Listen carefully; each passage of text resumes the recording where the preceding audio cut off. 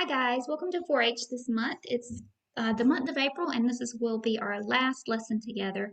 This month is going to be really fun because we're doing a lesson and we are going to be investigators. We're going to solve a mystery. So to start us off, we are going to start out with our newscast. I am going to make sure I share my sound. Okay, and we're going to present. Okay, so this should be working correctly. Here is our newscast. Hello, and welcome to Coweta News Network. I'm Parker Arrington. Before we get into today's stories, let's recite our pledge. Please stand.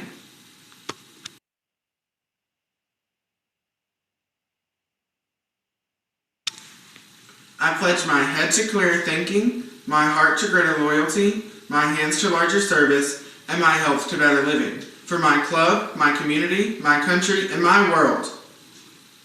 You may be seated.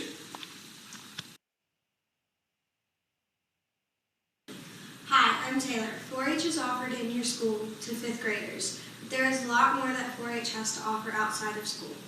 This year I joined the 4-H 6th grade club. We meet on the first Tuesday of each month after school. We have enjoyed participating in many community service activities, working on lots of STEM projects, and planning our 4-H projects for Project Achieve. I would like to encourage you to join the 6th grade 4-H club this fall and stay involved in 4-H. Cloverleaf Camp at Rock Eagle is June 21st through 24th. Please check out our Coweta County 4-H website for a registration form and sign-up information. If you would prefer to stay a little closer to home this summer, Coweta County 4-H will host an Adventure Day Camp on July 6th through July 9th. Each day we will have guest entertainers, including a snake demonstration, forestry, canine, and many more demonstrations. We will have lots of fun activities, including metal detecting and a field trip. Information and registration form can be found on our 4-H website.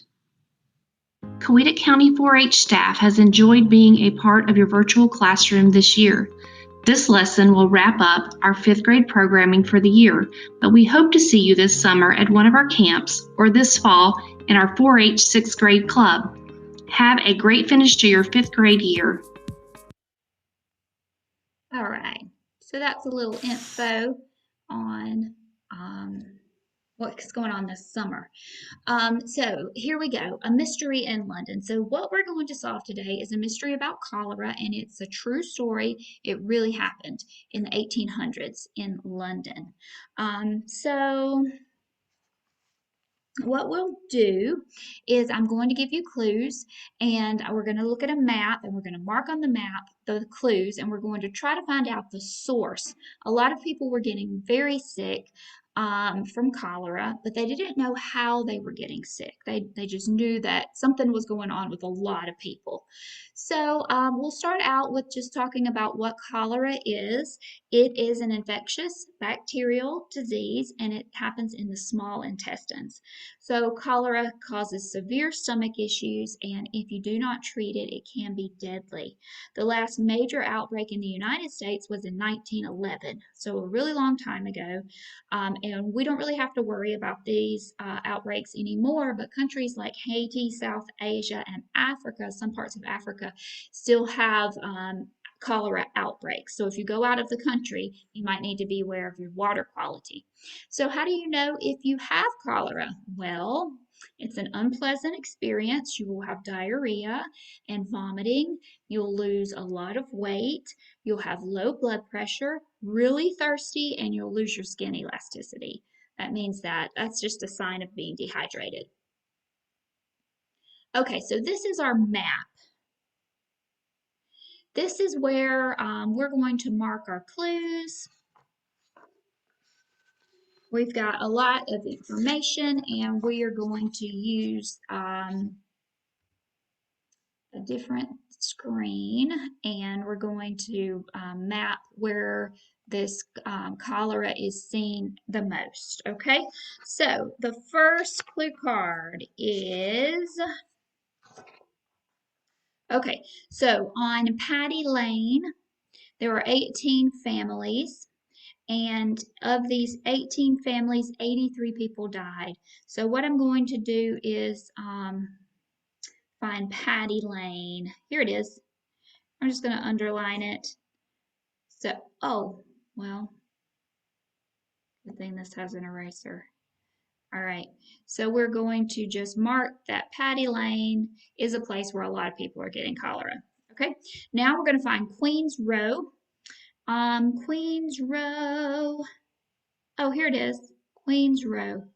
All right, so from here, there are 25 families that live on Queens Row, and 89 people have died from cholera on Queens Row. The next one is Eli Street. He is Eli Street. 12 families live on Eli Street going this way. Here. 60 people have died from there. Next clue is Butcher Lane. 9 families live on Butcher Lane. Here's Butcher Lane here. 9 families live here. 37 of these people have died. 8 are recovering. Okay, number 5. My cards are out of order. Okay, now we're going to talk about Matilda Wright. She is a 90-year-old rich woman who has never been married. She lives by herself, and the people in her home that help her in Marston Court. So right here, this is where she lives. She got cholera and she died in a matter of hours, probably because she was very old. But she was the only person in her house. Remember, 3 other people lived there, but she was the only person that died from cholera. Okay, next is, okay, the Sly children. Okay, so this family is the mother and the father, Gideon and Lucy Sly. They have 7 children in total. I mean, 8 children in total. So Gideon Sly is the Broad Street butcher. So here's Broad Street, and he works here on Broad Street. He's the butcher. He cuts up the meat. Okay, he sells the meat. His family lives in King's Cross, way up here. Now in King's Cross, there are they have indoor plumbing in King's Cross where they live. But down here on Broad Street, there's no plumbing. So the 3 children, ages 7, 8, and 10, they go to work with the dad, and they work out and they play out here in the square right here in this area. They play here, and 2 of the children died. And 1 is recovering. Now he sells meat at the butcher shop, and he has been accused of selling bad meat. That's why some people are getting sick, and they're like, it must have been the meat that we've eaten. So the next person is Thomas Sutterfield. He's an attorney. He lives in Hyde Park, so out this way. He has to come this way. That's where he lives. He lives there with his 2 children and his wife. But he's the attorney of the butcher from down here on Broad Street. And they won the case. I guess they took him to court and said, you're giving us this bad meat. It's making everybody sick. But with the help of Thomas Sutterfield, he won the case. And he is recovering from cholera, the attorney is. Okay, next is Tolly Martin. Tolly Martin is a professional pickpocket. That means he steals things out of people's pockets. He's also a homeless orphan, so that's pretty sad. But he sleeps in the doorways in Soho Square. But sometimes he has to travel around to look for things for people, right, to steal things from. So he died 2 days after he had a fist fight with another boy on Broad Street. So here we are on Broad Street again. He got in a fist fight, and he was here on Broad Street when that happened. The next person is Mucky Johnston. He's 18. He delivers seafood from Coventry Market to the wealthy families in Marston Court. Okay, so here's Marston Court, and Coventry Circle. Where's that? Where are you, Coventry Circle? Oh, here's Coventry Market. That's where he brings the seafood from. So he has to travel from here all the way up to Marston Court. So on his travel, while he's going up here to deliver, or maybe after he's finished delivering, he stops here on Broad Street. And he says that the Broad Street pump has the best water in the city. Unfortunately, Mucky died of cholera. Okay, now we have Owen and Obedience Turner and their 3 children. They used to live on Patty Lane, right here. They used to live here on Patty Lane, behind the butcher shop on Broad Street. However, they died from cholera. Owen Turner, he was lame. That means he had trouble walking, and he would help clean the butcher shop here on Broad Street, but he passed away. His whole family did. Really sad. Okay, the next one is John and Mary Canty from Soho up here. They would pull their carts around, and they would ask the people who were rich if they needed any, if they had any pots or pans that needed to be fixed. And they would repair them for them. So he sometimes stopped on Butcher Lane. Where was Butcher Lane? Here's Butcher Lane. Sometimes they would stop on Butcher Lane and visit John's mother who was sick. But John and Mary Canty both died of cholera.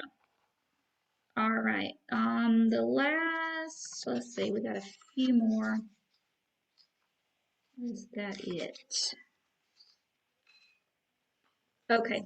So I think now that was 11. Okay, so now I'm going to tell you just some clues about different people in the area. Okay, so the people living around Broad Street are poor. The large families are crowded into 1 or 2 room apartments. Okay, not 2 bedrooms, just 2 rooms. 2 rooms to do everything: eat, sleep, hang out, do your homework, live, just in 2 rooms. So there would be large families, maybe 10 people stuffed into these 2 rooms, or sometimes 1 room. So they were very close together, and they didn't have indoor plumbing. Plumbing is running water inside your house and toilets. So they would have to go outside and use outside toilets, and they would have to carry water into their house from the public pumps. So these pumps here, like here's the Broad Street pump, there's the Soho pump. Let's see, were there any more pumps? So they would have to go outside, fill up their buckets, and carry the water into their homes from these pumps. Thomas Sutterfield, the attorney, felt he got sick 2 hours after he stopped off to visit his great aunt Tilda. Remember, she lived up here in Marston Court. He had tea, biscuits, that's English for cookies, and sausage with his great aunt. It was a hot day, and he took a cool drink of water before he left. Okay. Following the fight with the other boy, Tolly Martin, remember him, the orphan, the pickpocket? He washed the blood off of his mouth at the Broad Street pump, right here, Broad Street pump. Then he stole a sausage from the butcher and he left. Then he died. Matilda Wright refused to drink the water from her homes. Remember, she lived up here in this mansion. Let's pretend that's her house. She lived in this mansion up here, but she made the gardener from her house go all the way down to Broad Street to get water and carry it all the way back. Okay, so remember, she died. Austin and Martha Brown and their 2 children are the only people on Eli Street who haven't gotten cholera. Where's Eli Street? I've written, okay, here it is. Eli Street's coming right through here. They did not get cholera. Martha's family lives in Soho up here. So she gets their water from the Soho pump because that's where her family lives. So she comes up here, she talks to her mom and her dad and her sisters and everybody, and then she grabs some water and she comes back down here to Eli Lane. So she didn't get cholera. She's the only person on the street who did not get cholera. So what can we learn from this? It looks like if we look on our map, the most markings and scribblings and everything is right around here. So we know that a lot of people use this pump to either wash off the blood from their mouth, to get water. People who lived up here in other areas would drink this water, or then they were coming through selling the fish, they would drink the water. And so it must be something about this water in this pump. So I'm going to show you a video, and they're going to explain about the water from the Broad Street pump. These days, most people are like me. They hear the name Jon Snow and they think of Game of Thrones, or they think of that British news anchor. But before there was Jon Snow, the news anchor, and before there was Jon Snow, the fan-beloved brother of the Night's Watch, there was Jon Snow with an H, the 19th century medical doctor from England. But Dr. Jon Snow has a few claims to fame, including developing early anesthetics and administering anesthesia for the Queen while she delivered 2 of her kids. But mostly, he is remembered for the way he fought cholera. In the 1850s, his timely action and clever thinking stopped an outbreak, and even though he was never recognized during his lifetime, he's now considered one of the founders of epidemiology. Our story begins in mid-19th century London, which was, in a word, gross. In 2 words, super gross. Like many cities in the 1800s, London saw a huge increase in population, and with that came a huge increase in poop, which nobody knew quite how to deal with. Sewer systems hadn't quite spread to the entire city, so in places like the Soho district,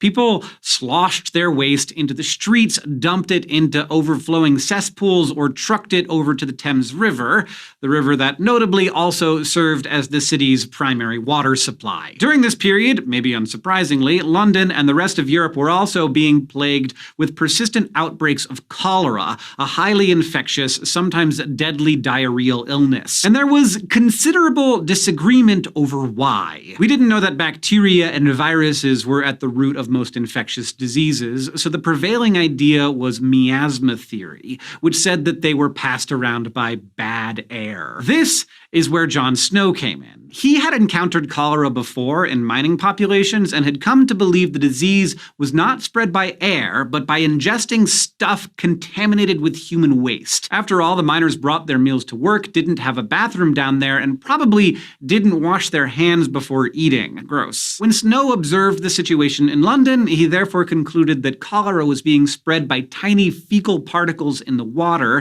and in 1854, he got a chance to prove it. The year before, a new cholera outbreak reached a London borough near Snow's home, and it killed more than 500 people in a matter of weeks. Based on the area, Snow was suspicious of one water pump on Broad Street, specifically after his sample of the water turned up visible white flecks of organic material. So, he obtained a list of some people who had been killed by the outbreak and began talking to their families.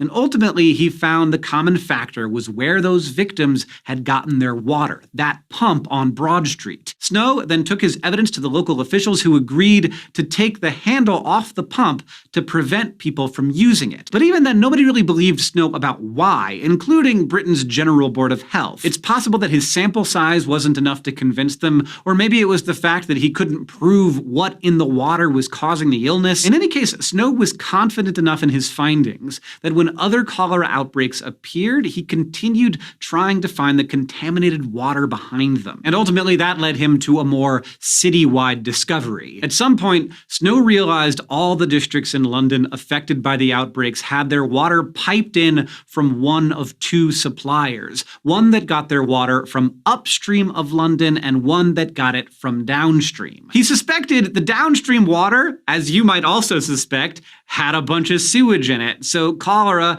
should have been more common in the neighborhoods that drank it. To prove this, he began rifling through through hundreds of parliamentary death records, and he found that areas with downstream water had 14 times more deaths from cholera during the outbreak. Now, to you and to me, that might seem like pretty conclusive evidence that sewage equals cholera, but for various reasons, the idea still didn't catch on. And that was the end of that, or at least it was Snow's last published attempt at convincing the medical community that sewage caused cholera. He did continue to investigate it privately and do other kinds of research, but unfortunately, he died prematurely only a few years after these events. The thing is, though, Snow was very right. Cholera is typically a waterborne illness spread by sewage-contaminated water. It just took a few more decades of work and proof that microbes can cause diseases for scientists to finally prove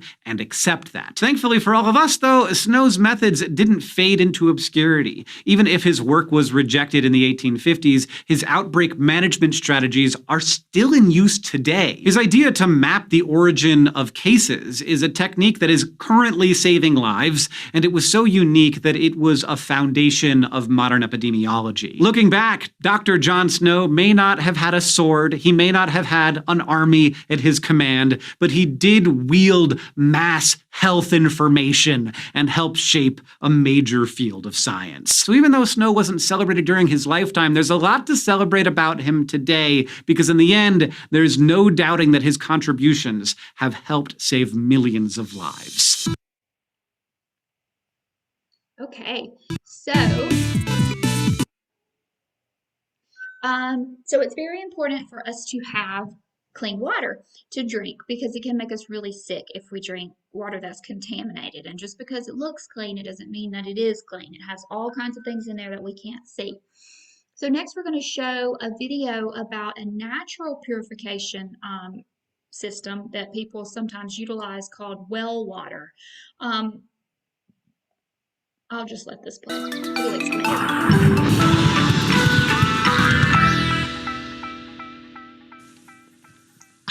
It's so good to have a nice cool drink of water after that epic soccer game we just had. Hey Squeaks, do you know where this water came from? Yeah, it did come from the sink. We're pretty lucky here at the fort. All we have to do is turn on the faucet and water comes right out. But what about before that? How did it get to the faucet? You might know that things like sinks and bathtubs are connected to pipes that carry water all through your house and school. But before it even gets to those pipes, water has to come from a source, a place where there's lots of water gathered in one place. Can you think of somewhere where there might be a lot of water?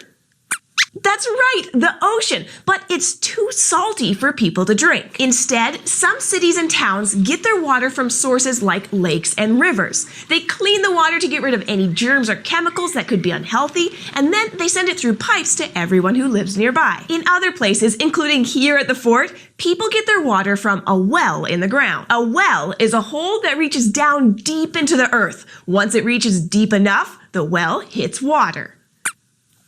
Good question, Squeaks. The water gets into the ground when it rains. The rain sinks down through the soil, going between the pieces of dirt until it hits solid rock that it can't go through. That's when the water stops and sits in the spaces between the dirt. We call this groundwater. And even though it might sound a little bit like an underground lake, that's not really what it is. It's not like there's a big empty space filled with just water. The groundwater is inside the dirt, kind of like a giant area made of mud. But even though it's surrounded by dirt, groundwater is pretty clean. Anything that isn't supposed to be in the water will stick to the dirt, leaving the water nice and clean. It's this clean water that wells try to reach. To build a well, you dig a long tube into the ground until it reaches the level where the water has settled underground. That's called the water table. The well goes below the water table to where the soil is filled with groundwater. Then something amazing happens. The well starts to fill with water. Just water, no dirt.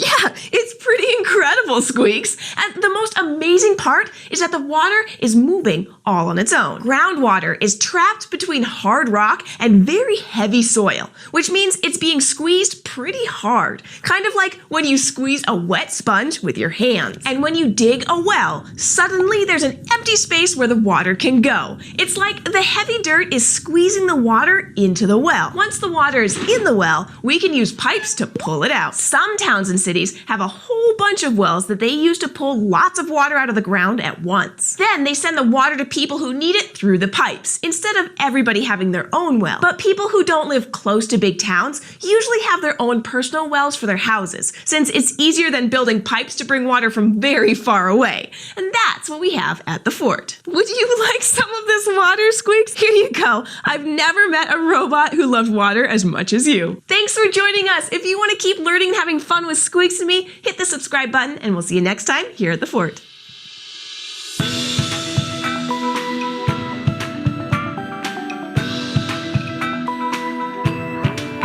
Okay, so well, that does that every time. Okay, so next we're going to talk about water pollution. Water pollution can happen in a couple of different ways.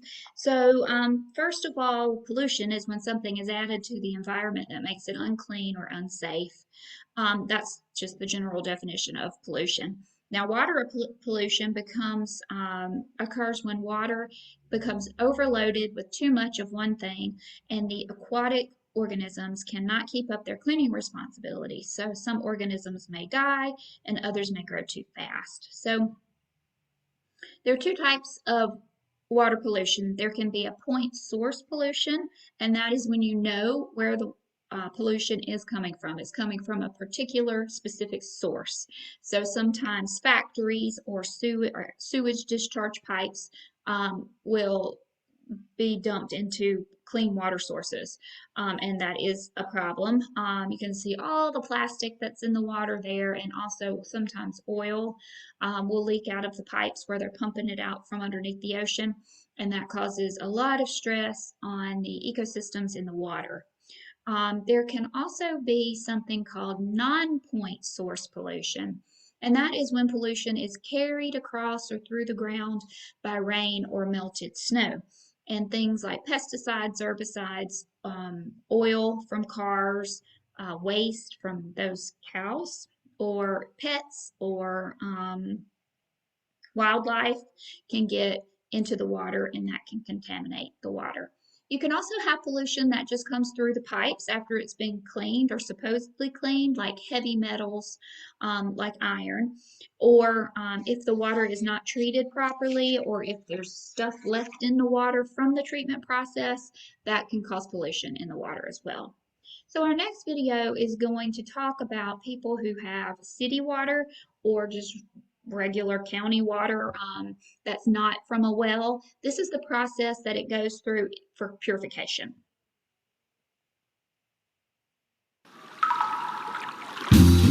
How does drinking water get to your home? Wow, I'm not really sure. Probably through a series of pipes. Pipes. Pipes And all that? through pipes. I have no clue. I assume it comes up through the pump in the ground. Through a filter? Gets to a house with a pump, water pump.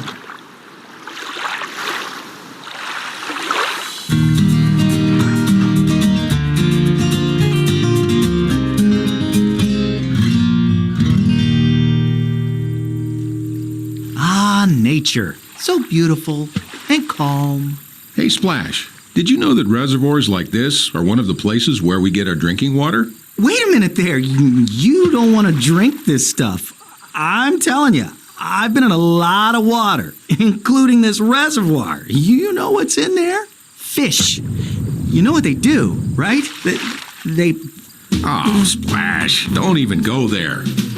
You know, a lot happens to this water before we can drink it. You're telling me? Hey, I've been cleaned up a few times. American Water's experts work round the clock, removing bacteria, viruses, micropollutants, and other harmful particles from the water you drink. They do such a good job that American Water often provides water service that is better than what the government requires. The treatment process begins here, at the pumping station. Pumps draw raw water from reservoirs, lakes, rivers, streams, wells, or underground aquifers. Water travels by pipeline from the pumping station to the treatment facility. The first step in the cleaning process removes sediment and particles from the water with the help of coagulants. What? Coagulants are chemicals that act like magnets. They cause particles in the water to stick together. These groups of particles are called floc. I didn't know I had it in me. American Water uses two common processes to separate and remove floc from water. One sinks floc to the bottom of a tank. The other method pumps air into the water and floc, causing residual particles to float to the top. The separation of water and floc is called clarification. With either method, the clarification process removes most of the floc from the water. The next step? Filtration. Whoa! Hey, watch it! Wow, can a water droplet get a bruise? Sheesh! Ow! Wow, I just got pushed through layers of activated carbon, sand, and gravel. Please tell me I'm clean. Sorry, Splash, you're not completely out of the water. You're filtered, but you might be infected with tiny microorganisms. Don't worry, disinfection doesn't hurt. Chlorine and ozone are just two of the ways we disinfect water at American Water. I love chlorine. It's been disinfecting water and keeping me clean for over a century. But what's ozone? Ozone is supercharged oxygen. These bubbles scrub and disinfect. Viruses, germs, and fungi don't stand a chance.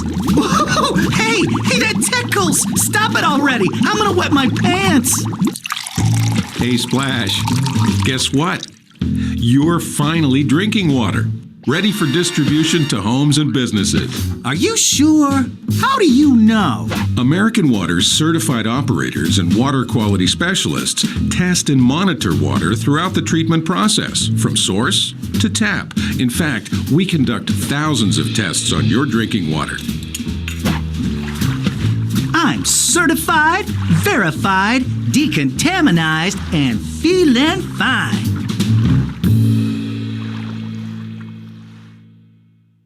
All right, so that's the process that water goes through, so it is safe to drink. How does Okay, the next video, guys, is called Billy the Bass. This is not a real fish in this video, but this is kind of how a fish or aquatic life feels when their water source or the water quality that they live in is less than optimal.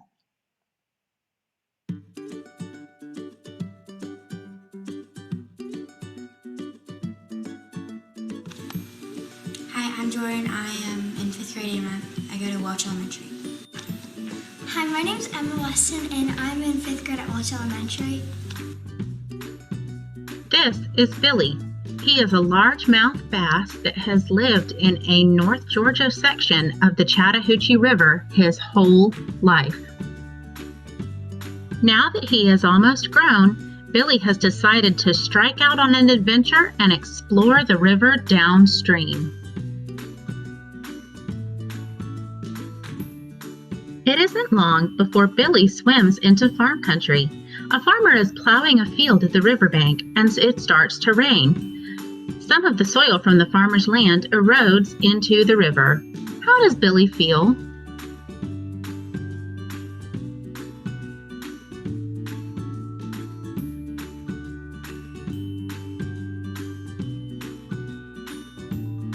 Billy swims on, and it's not long before the river flows past a subdivision. The houses are built very close to the riverbank. The people in the new development are planting lawns so that their yards are more attractive, and they are using fertilizer to make the grass grow. The fertilizer acts on the phytoplankton in the river the same way as it acts on the grass in your yard. It makes it grow. This cuts off the sunlight to the underwater plants, and they begin to decay, using up some of Billy's oxygen. How does Billy feel? Now the people in that same subdivision are using leaf blowers to remove leaves and grass clippings from their sidewalks. Instead of collecting the debris into a compost pile, they are blowing the leaves and grass directly into the street. The wind and passing cars will blow this into the storm drains, and it will eventually be dumped into Billy's river. How does Billy feel now? Billy decides that he doesn't like it here, so he moves on towards the city. He swims under a highway bridge. Some of the cars traveling on the road have not been properly maintained and are leaking oil onto the highway. When it rains, the oil is carried into the river. How does Billy feel now?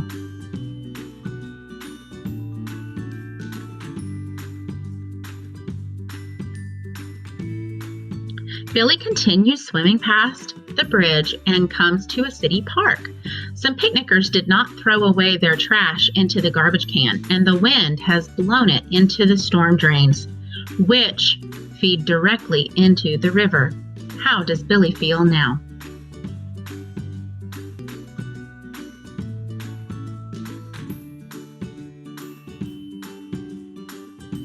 Next, Billy swims past several factories. Although there are regulations limiting the amount of pollution the factories are allowed to dump into the river, large quantities are still deposited every day. How does Billy feel now?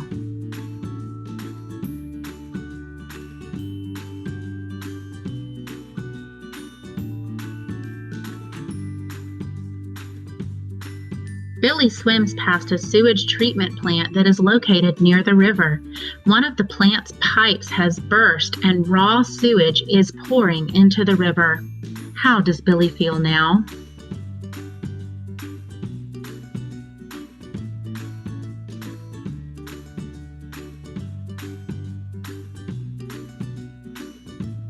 Billy is starting to feel really sick, but he keeps on swimming. The river flows past an abandoned, hazardous waste dump located on the riverbank. There are rusty barrels of toxic chemicals everywhere. Several of the barrels are leaking, and the rain is washing toxins into the river. How does Billy feel now?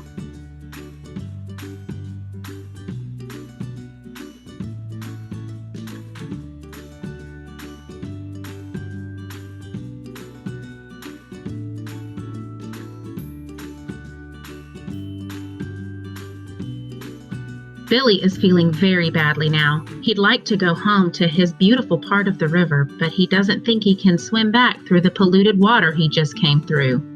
Water is a limited resource, and it's up to us to keep it clean for the future.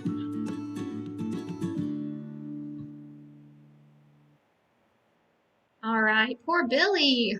He had to swim through some very nasty things. I bet he wants to go home. Okay, the next video is the Career Connection, and these gentlemen work at a fishery, and that is where they grow fish, basically. And a lot goes into that. They have to keep that water clean so the fish can thrive, and they're going to tell you all about working with water.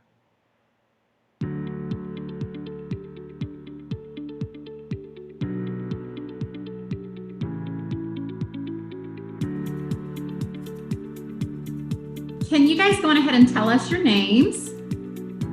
I'm Josh Simmons. Hale McCurdy. And can you tell us a little bit about your job, what your daily job includes? My daily routine, my time is spent in the holding house where we raise our lake sturgeon, alligator gar, smallmouth bass, and spawn them and whatnot. And starts normally about 7:30, and I'm there eating fish, checking water quality, and making sure nothing tore up from the previous night, and just going through and checking everything.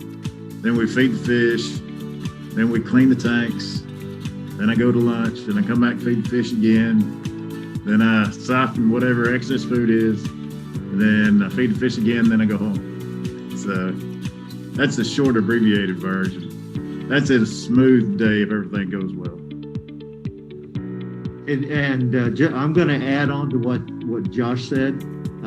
We work with a lot of different kinds of fish, and we raise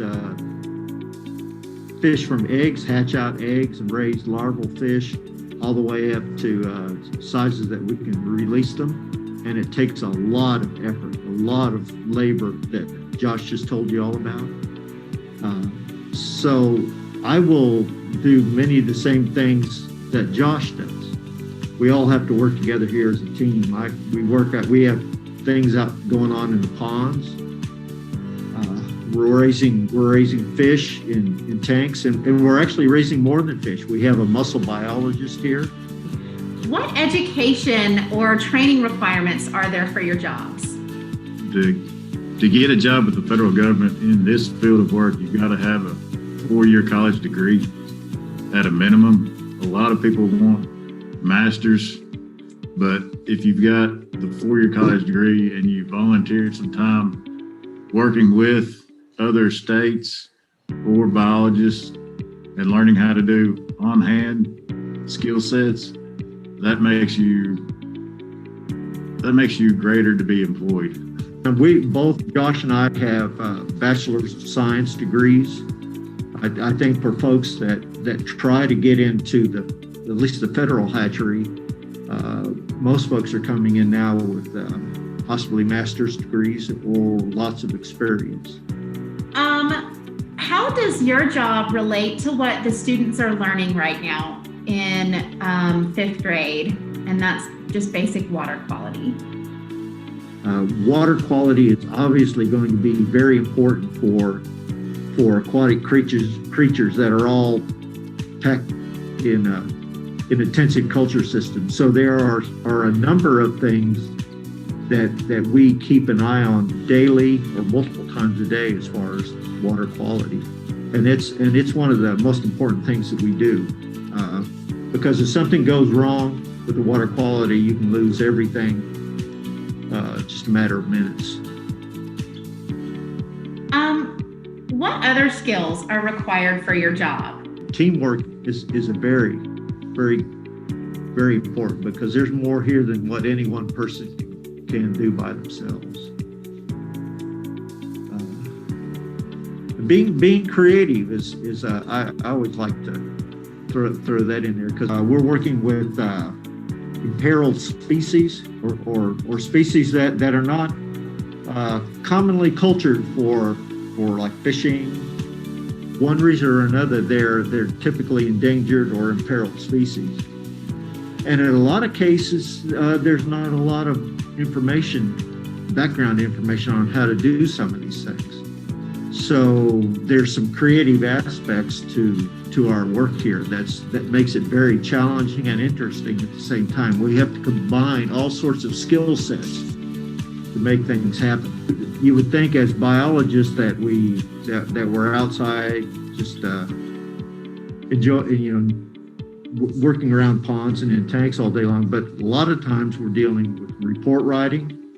We have to work with the public just as we're doing right now to relay what we're working with, what's important, how people can help conservation efforts. So there's lots of mathematics, language skills. Flexibility. Like, stuff changes all the time. You can't have a set routine. You want to be good on your feet. Watch out for different things that'll happen. Anything else?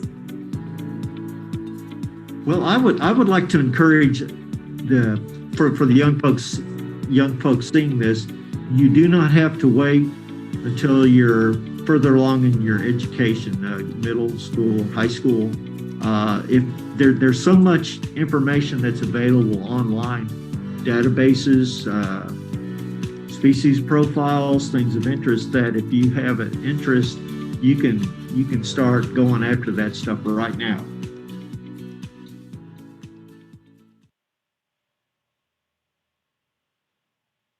All right, and that is the career connection for the lesson. What is this? Go away.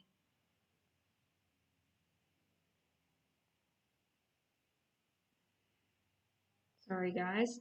I've lost myself.